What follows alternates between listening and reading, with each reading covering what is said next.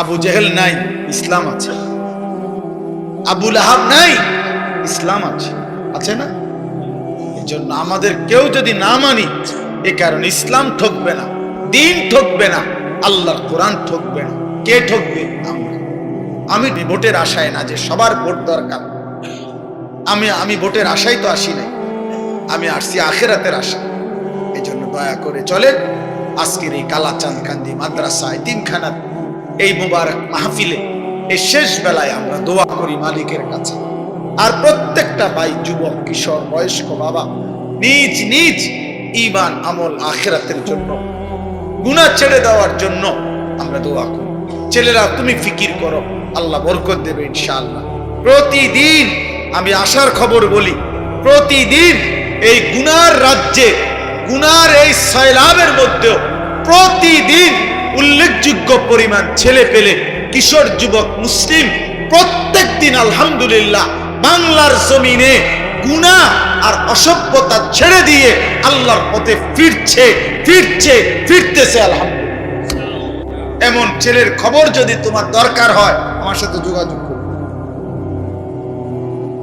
আমি শোনাবো ইনশাআল্লাহ। আমি নাম দেব, ঠিকানা দেব, তুমি দেখে আইসো। যে ছিল চরিত্রহীন সে এখন ইমানদার, যে মেয়ে ছাড়া, নারী ছাড়া বুঝতো না, সে এখন পাক্কা তাহাজ্জুদের রাত গভীরে চোখের পানি ফেলে সেজদা।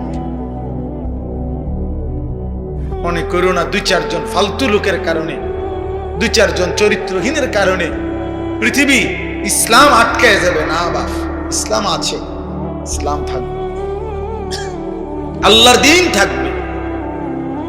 আবু জেহেল সেদিন বিরোধিতা করছে, আবু জেহেল নাই, ইসলাম আছে। আবু লাহাব নাই, ইসলাম আছে, আছে না?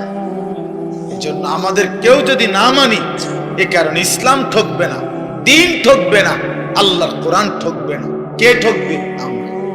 আমি ঠকব কেন? দোস্ত, এটা অসভ্যতা। প্রাপ্তবয়স্ক ছেলে, বালেক ছেলে একজন আরেকজনকে জড়াইয়া ধরা, এটা অসভ্যতা, এটা অশ্লীলতা, এটা বেহায়াপনা, এটা নোংরামি, এটা নোংরামি, এটা শাহওয়াতের গোলামি। হাইসো না, তামসা মনে করো না, নিজেরে নিজে নষ্ট করে দিও না। আমি বললাম কমপক্ষে 15 বছর থেকে 14 পরে 15 বছর বয়স যখন ছেলেটার হয়, তখন সে বালেগ হয়, তার বীর্যপাত হয় যে কোনো সময়, তখন সে প্রাপ্তবয়স্ক, তার উপরে গোসল ফরজ হয়, তখন তার ভিতরে যৌন চাহিদা পূর্ণ থাকে। তখন থেকে, সেই থেকে যেই সমস্ত ছেলে পেলে এরকম প্রচন্ড আকর্ষণে একজন আরেকজনকে জড়ায়া ধরে, এটাও সমকামিতার অংশ, এটা গুনার অংশ,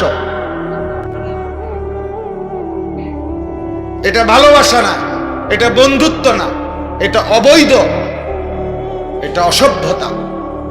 তুমি তাকে এইভাবে প্রচন্ড ভাবে জড়িয়ে ধরবা কেন? বলবেন আপনি হুজুররা একটু বেশি বাড়াবাড়ি। না, বাড়াবাড়ি না, বাড়াবাড়ি না। তোমারে জাহান্নাম থেকে মুক্তি দেওয়া, তোমারে ফিরাবার চেষ্টা করা, বাপ, ফেরাবার চেষ্টা করা।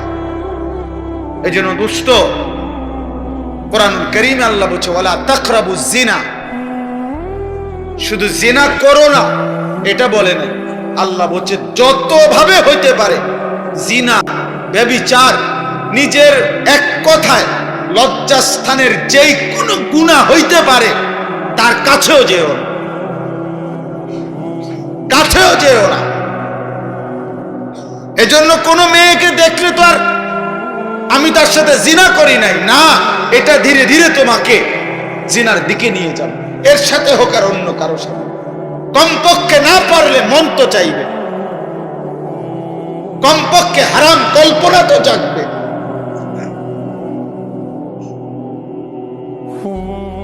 এই জন্য ভাই, একটা ছেলেই বুঝো, আমি বড় আশা নিয়ে বলি, অনেকটা খোলামেলা বলে ফেলি, উদ্দেশ্য আমার একটাই, কেউ ফিরুক,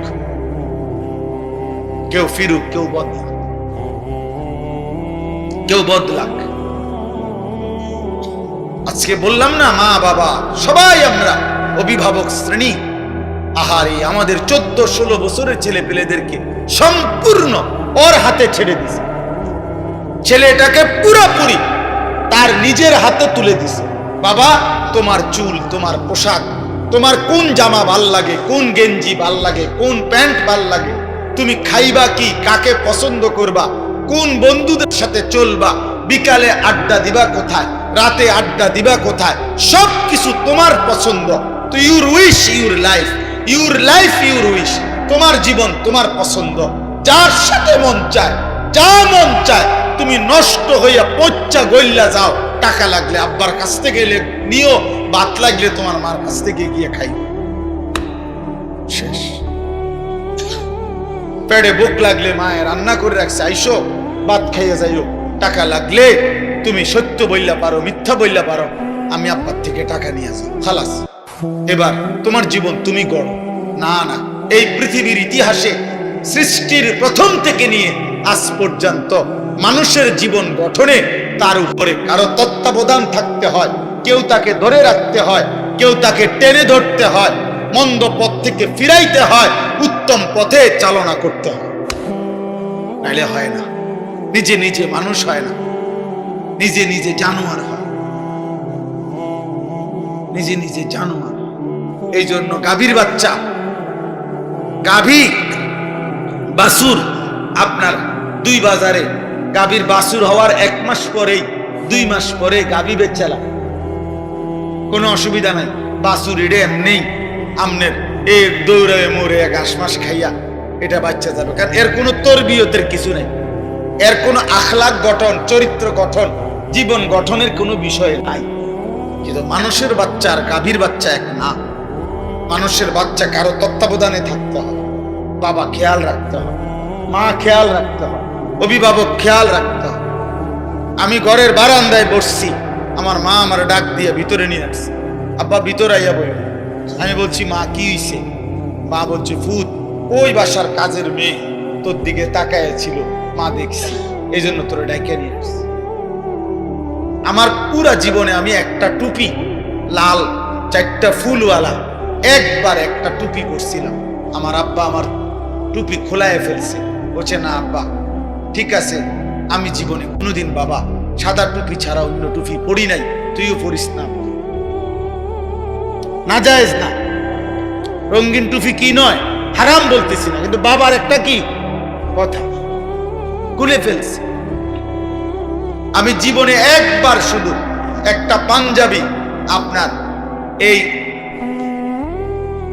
বুতামের কাছে এমব্রয়ডারি করা দিক দিয়া রেডিমেড একটা পাঞ্জাবি কিনছিলাম।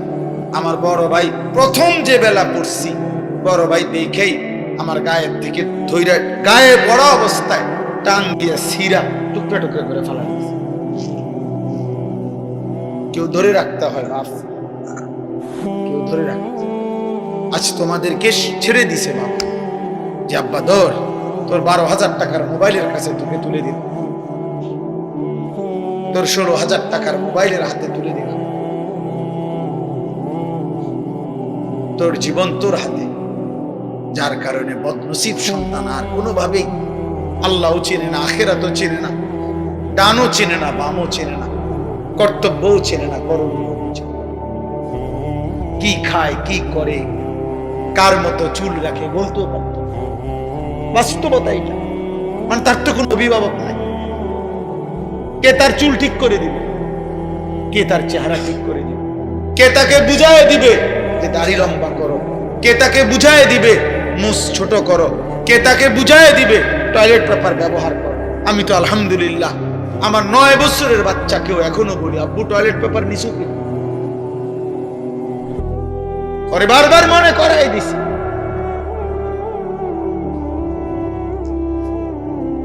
ফজরের নামাজে আলহামদুলিল্লাহ এমনি বুঝাচ্ছি, দাঁড়ায় থাকি তো ছেলে আমার উঠলে বাপ ফুত ওযু করে তো মসজিদের জামাতে যাইতে চেষ্টা করি, এটা আমার জিম্মাদারি।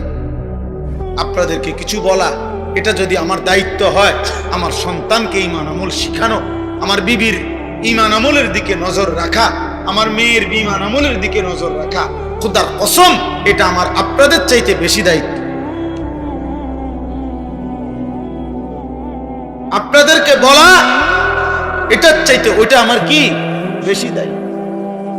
অতএব শেষ কথা এটাই, আযুকু আযাবাল খুলদি বিমা কুনতুম তা'মালুন।